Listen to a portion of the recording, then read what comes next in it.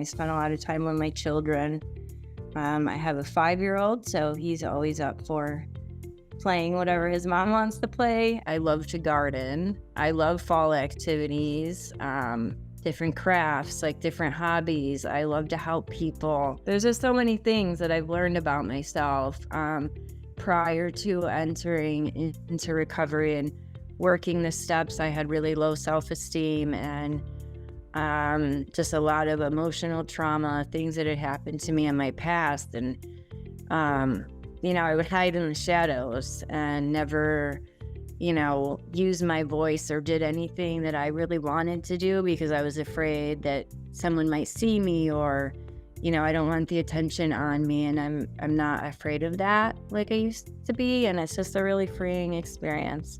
One of the most difficult moments during my active use was wanting to stop and not being able to. I had wanted to stop for so long, and I had gone to inpatient programs, I had been arrested, I don't even know how many times, and I would get out and there was just no support. I didn't know what to do. I would get released right back into the same situation I was before, and the guilt and shame that went into that just made me want to use more drugs and using more.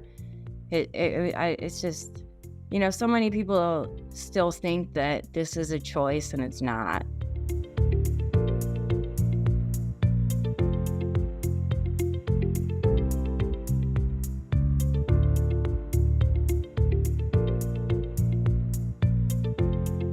I didn't know really where to go besides other people that were like me.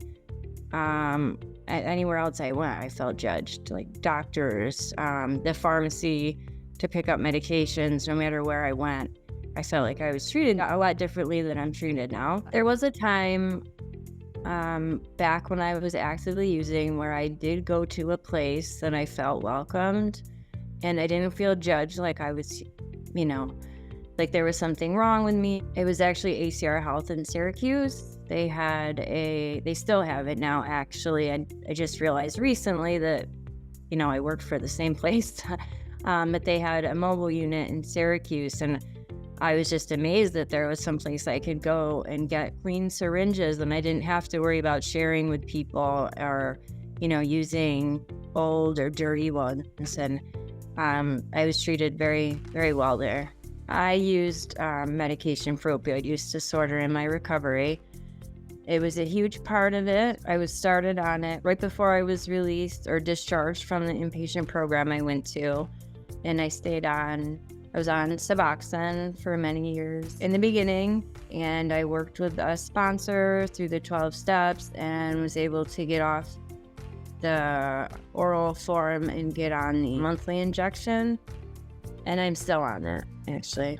I'm honestly not very open about that, about me still being on Sublocade or that I was ever on Suboxone because of the judgment that I felt in some of the recovery rooms. And I've heard a lot of people say if you're on medication, you're not really sober. The only way you're in recovery is if you are not on any mental health meds, any kind of medication at all is the only way you are truly sober.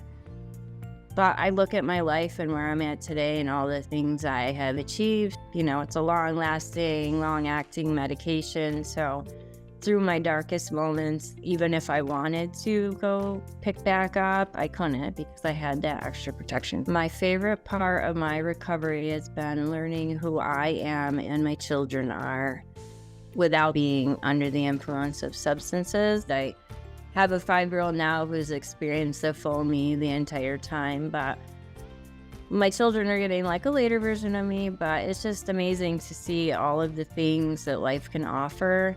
I know it's not about materialistic things, but since I've entered into recovery, like my husband and I were able to buy a home. I bought like a brand new vehicle in my own name a few years ago.